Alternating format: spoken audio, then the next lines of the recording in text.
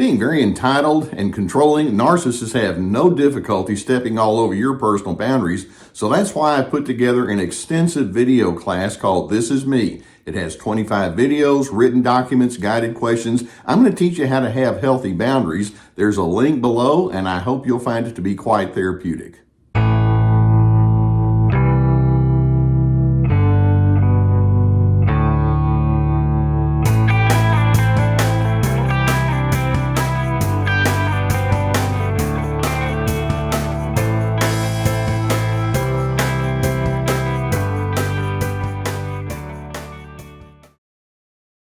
You may recall that I spent over 40 years inside my therapist office receiving people and talking with them about all sorts of different things going on in their personal life. And I know that when people came to my office, particularly in the early times of their therapy sessions, they were checking me out. They were trying to figure out, do you know what you're doing, or are you someone I can connect with? And does this guy seem to be somebody that can help me?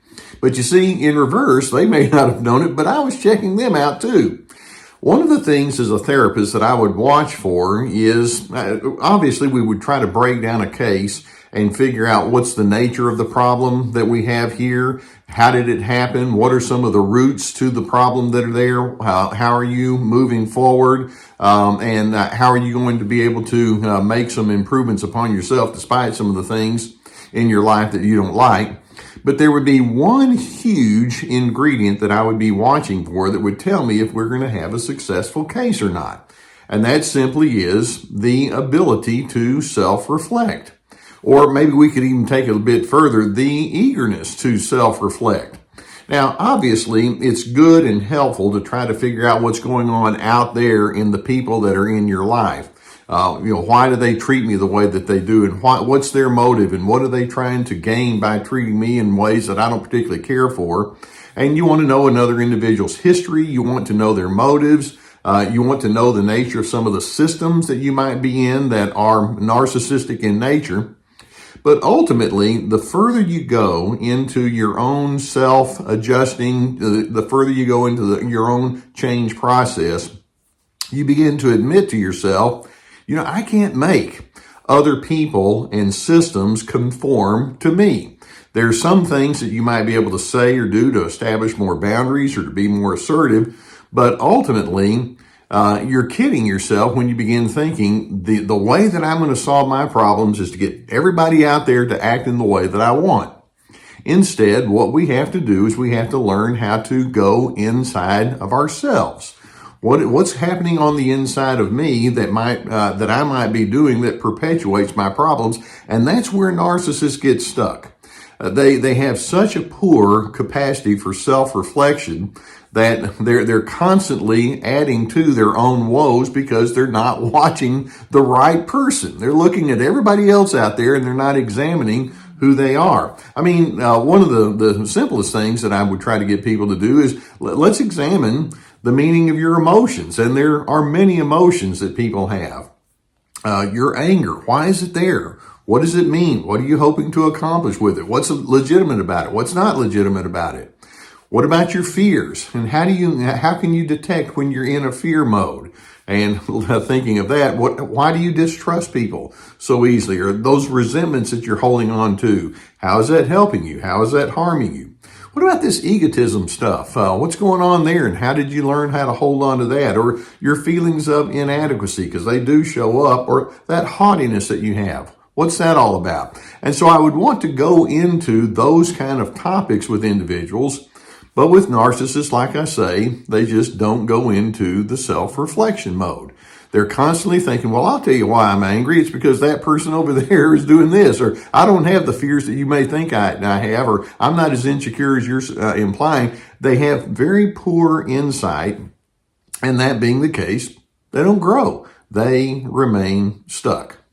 Now, there are so many questions that narcissists could ask of themselves that would be relevant to their situation and could get them through some of their strains and difficulty. But like I say, they're not likely to do so. But let me run through some of them so that you can understand what I as a therapist would be looking for from other individuals. For example, one of the questions that a person can ask is, why do I react the way that I do? I mean, what influences me to be the way that I am? For example, let's take a real common problem that a lot of people have. Well, why am I so defensive? Or why do I go into the easy critical mode? Or why do I become argumentative? What's going on? It's necessary for you to ask that question of yourself, not about them, but about yourself. Or other questions. What needs are driving me in the moment? In other words, what is it that I'm wanting the most in my life? Is it I want to be understood, or I want to find power, or I want to hide, or I want to escape, or I want to use people? I mean, what is it that drives you? Be honest about that and know from the inside out why you do the things you do. Or another question that people need to ask is, what's inside of me that needs to change? We could always point all day long at other individuals about what they need to change. Well, what about me? Or why do I become so tense? Or why do I become so upset when someone challenges me? What's that all about? I mean, I don't enjoy being challenged, but do I have to react in such a strong way? Or to what extent am I in control of my life? And to what extent do I just have very little control over my life? Control is a huge issue, particularly for narcissists to consider.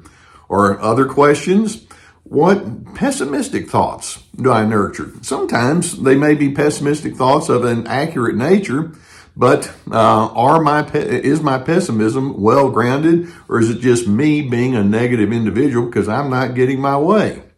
Or how do I define a life well lived? How can I remain emotionally healthy when other individuals in front of me are not? What are my go-to strategies when I feel hurt or when I feel disillusioned? Now, those are just a few of the questions that we could ask, but you can see that these are self-reflection kind of questions. And the more you're able to slow down, pull back, and think through what your answers to that would be and how it would guide the way that you would engage with other individuals, that's when you're going to have the greatest growth. Now, a major question that we would have here is, why is it that narcissists find self-reflection so impossible? Basically, when you're around narcissists, you're going to find that they're far more inclined towards being a reactor than they are in being an initiator. Let's understand that very early in a narcissist's life, much effort was expended towards protecting oneself. And they're protecting themselves against potential rejection or judgment or punishment. Those budding kids growing up in their school years, adolescent years, and even the young adult years, they're so image conscious with respect to how they stack up next to other individuals. Well, what this does, it sets them up to think in terms of power.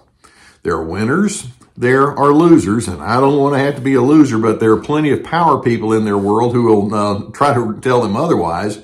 And having that kind of mindset, these individuals, as they get deeper and deeper into their development, particularly as they come into the adult years, they think, well, I'll tell you what.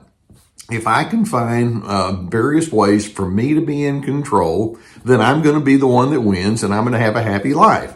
And so many of them commit, consciously or subconsciously, to being bossy, to being stubborn, to being selfish, to always having to be right and to have the right opinion. Some of them, they wind up trying to find control through passive aggressiveness and non-compliance. But they kid themselves into thinking I can and should control as much of the world in front of me as possible.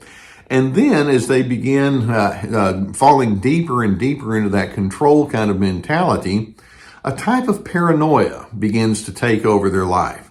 They begin thinking, hey, why are you doing this to me? Or why won't you listen to me? Or did I do something to offend you? Well, I shouldn't have, and you shouldn't be feeling this way. Or why are you trying to make me feel so miserable? And what's wrong with you? And you can see that this leads strongly to a very powerful victim's mindset. Easy for me to say. Ultimately, the net result is these individuals come into their adult years thinking, what are those people out there doing to make my life miserable? They are my problem. I have to fix them. I have to do something about them. I'm going to have to make them conform to me. And you can see it just sets up and then perpetuates all of the issues that we know to be central to narcissism. So let's go back to those healthy self-reflection kind of questions. I'm hoping that you're the kind of person that can take the time out and ask yourself, how might I be contributing potentially to my own problems?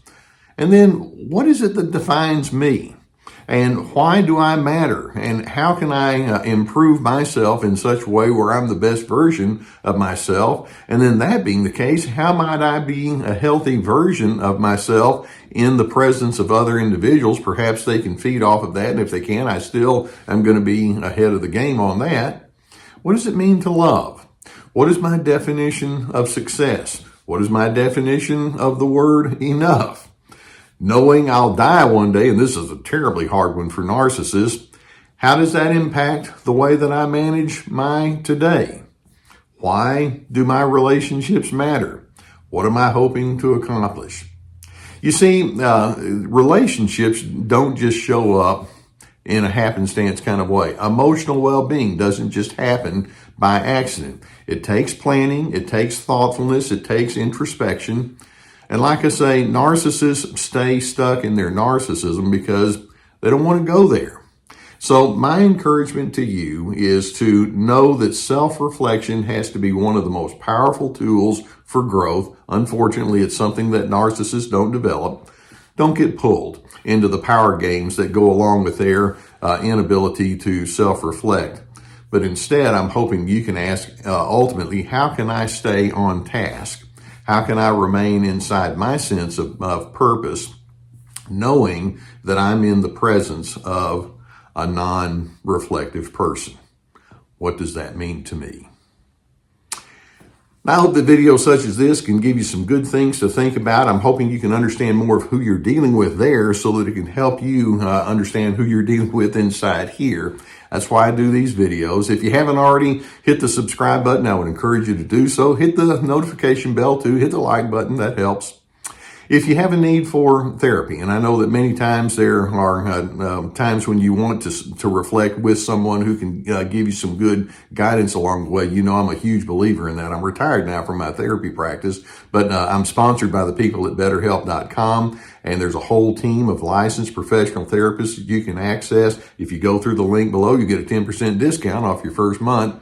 And the online therapy is accessible. It's very popular and helpful, and it's something that I'm hoping that you would take advantage of if that's your need. Likewise, I have my therapeutic courses, and these are meant to be like online classes, and they're very extensive. Each course has multiple videos with teaching documents that go along with each of the videos. And then in addition to guided questions, we have Ready, Set, Connect about making good connection skills. This is me about establishing your boundaries, free to be, finding yourself despite those controllers. We also have my webinars that have already been presented, and you can go back and purchase those, and they're a very different vantage point price-wise. We have my podcast. We have our webpage with many articles on there. We have my books, lots of resources. And please know, I really appreciate you allowing me to be on your journey with you.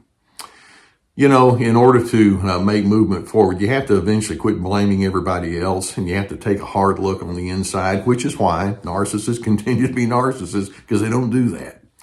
That being the case, though, I'm hoping you can commit to being an introspective person, the one that says, I want to know who I am, and I want to know why I do the things that I do. An informed mind can be the beginning point for some real healthy adjustment.